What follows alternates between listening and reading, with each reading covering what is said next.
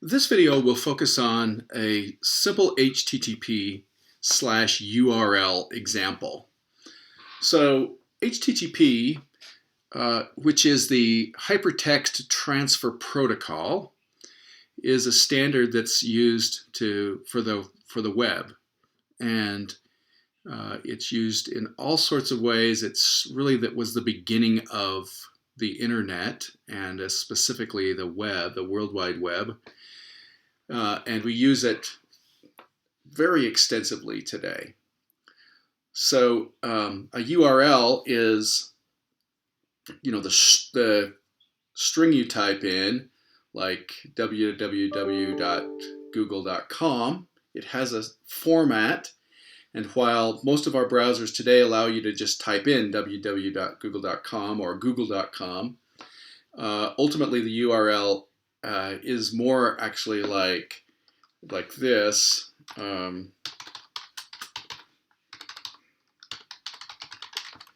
It has this format. So that's what a URL is. So we'll be using a library that deals with URLs, and then we'll be using a library that uses that URL to make a connection to a website and to get some data back.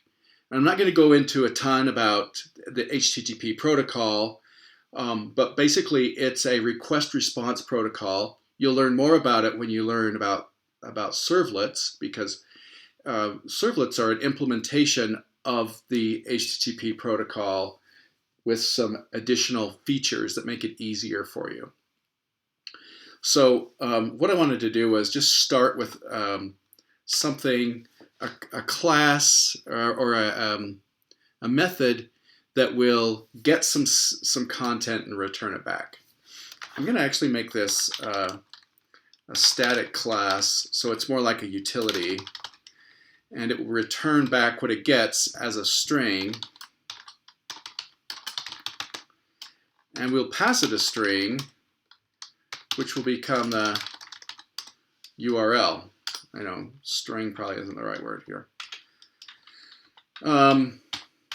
So within this class, we want to first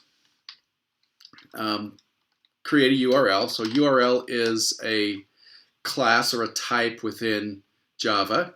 We'll call it URL. This is why I'm using string, you'll find here in a minute.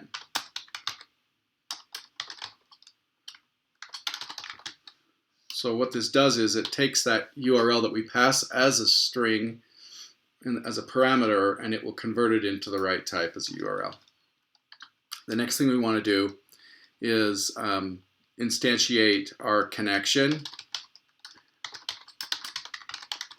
class. This is another class within Java. I'm gonna add these up here. The java.net and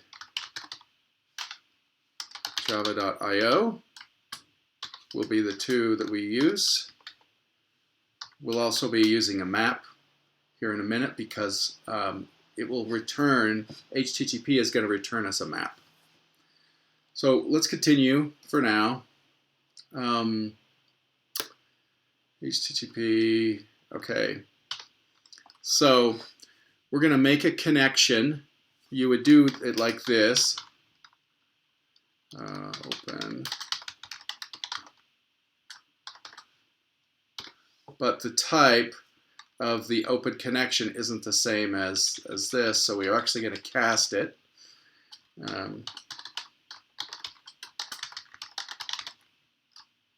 Like that. And what this will do for us is basically open up the connection, and then we need to read data from the connection to get the response back. So we do that with a buffered reader. Feels like a lot of setup for something pretty small, but this is pretty common when doing something with doing something with I/O.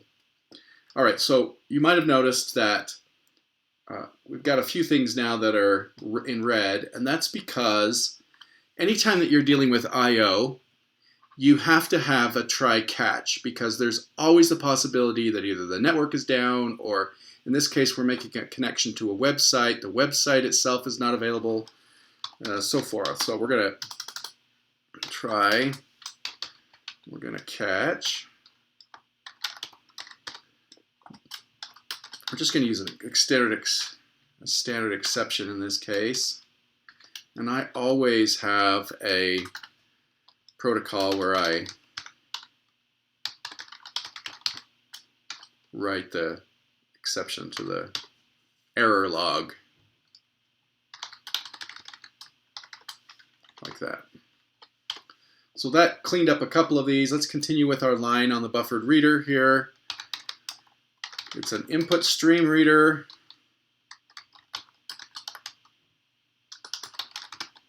And we pass it the HTTP object that we just created with the method of get input stream, like that. So all of that line together is establishing a buffered reader. It's buffered, meaning that it's going to put it in, it's not going to require that it all come at once. It may be coming a byte at a time, and then using the input stream reader to go and get it. So that's a lot to do that. Now, what we're gonna manage the string that comes back using a string builder. It's more efficient as we're adding stuff than just a basic concatenation of a string.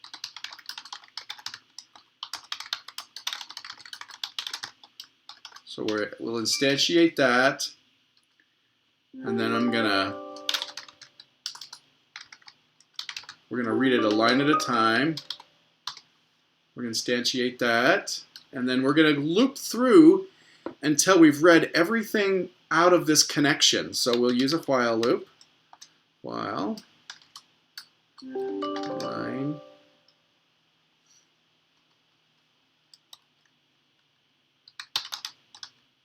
there's a couple ways to do this. This is one way that just kind of saves a little bit of space. Not that space is a big deal. But basically, it's going to loop through reading each of the lines, putting it in this line variable, until it gets to the point where it reaches null, meaning we've gotten to the end.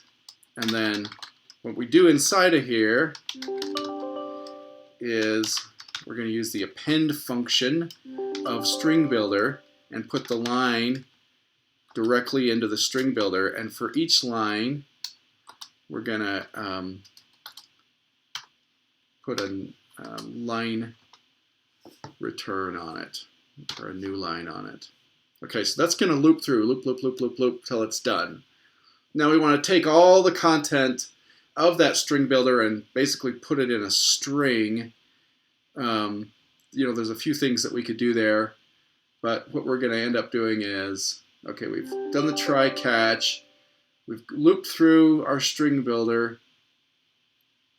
Now there's a couple things we could do, but I'm just going to create a string here, call it content, and then we need to return content, obviously, but before we do that, we're going to say content equals string builder toString. All right. So ultimately, this method is going to take a URL as a string parameter. It's setting up a connection. Now, it's reading from the connection, and then it goes through this while loop as it reads every line and puts it in this string builder field, or string builder object. And then when we're done, when it's null, then it dumps it into a string and returns it. So if I was to if I was to create a main here to just test it with, we would do something like system out, print line, it's our HTTP example, and get content. And then in here, we're going to say, we'll go use Google as an example. So if I run this, what am I going to get? Dun, dun, dun. It's building as we speak. Okay. Okay, I'm going to get an error. Nice. And not only am I going to get an error,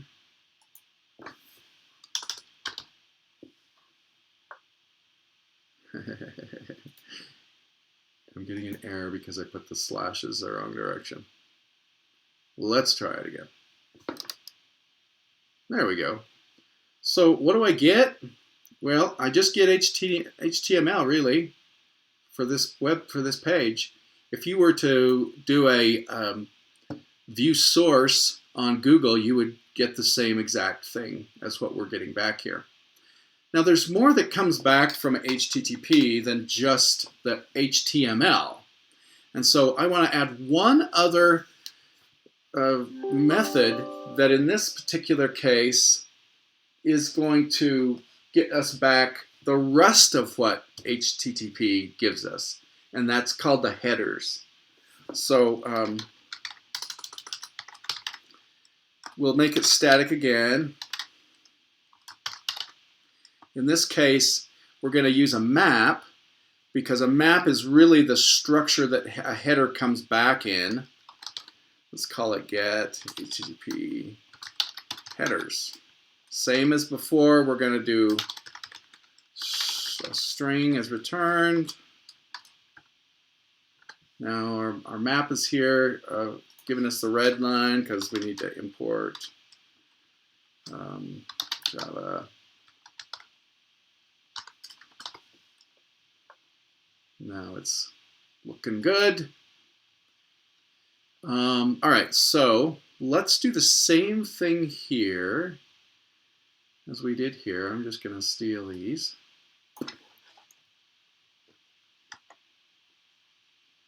Dump them in here.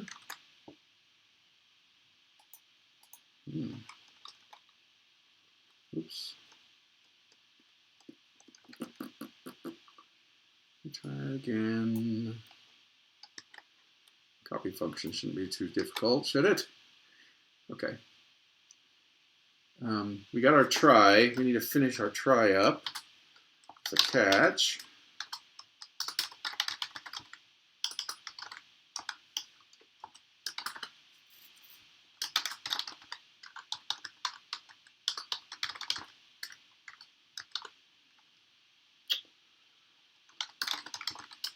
Okay. So, all right.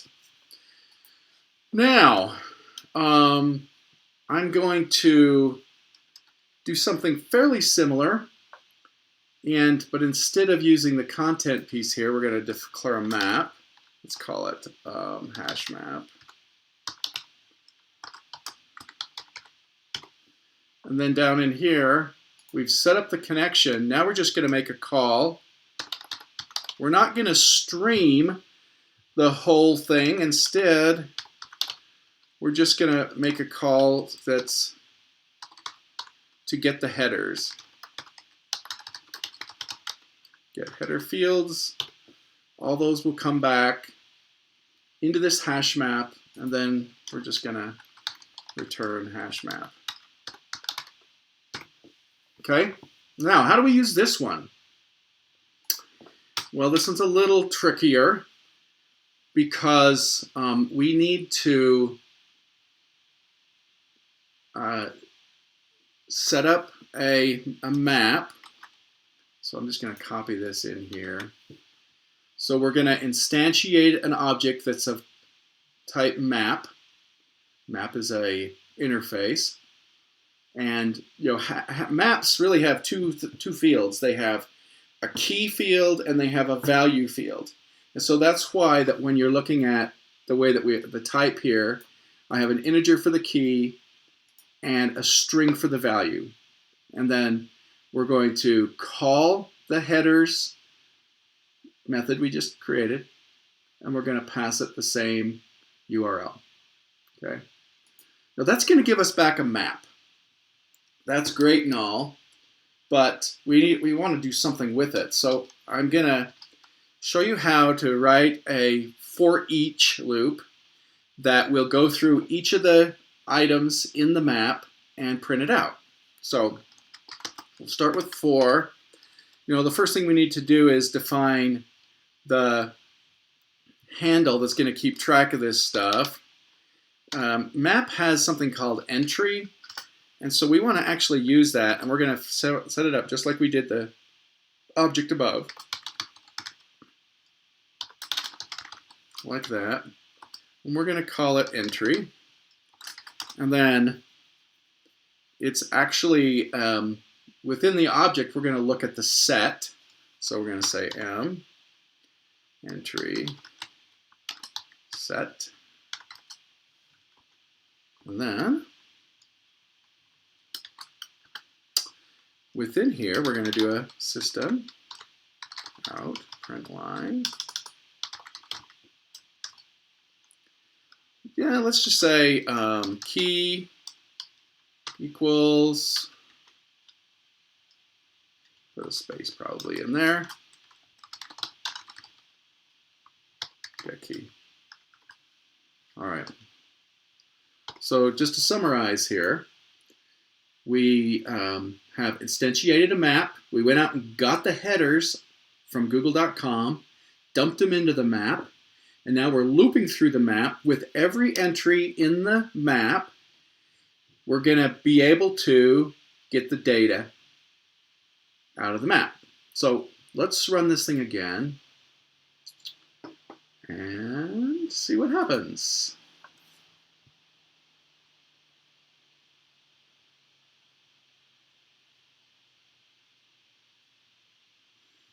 All right. So we see again the HTML, and then in this case, we're also showing each of the different keys that are associated here. Now we could add to this by like this, value equals, and then we could use the get value field as well. So let's just try that.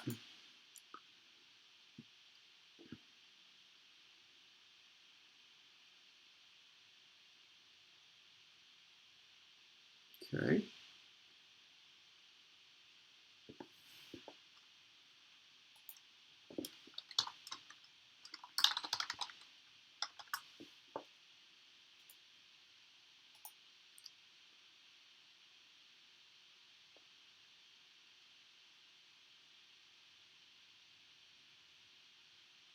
I'm not sure why it's given that error. I haven't seen that error before.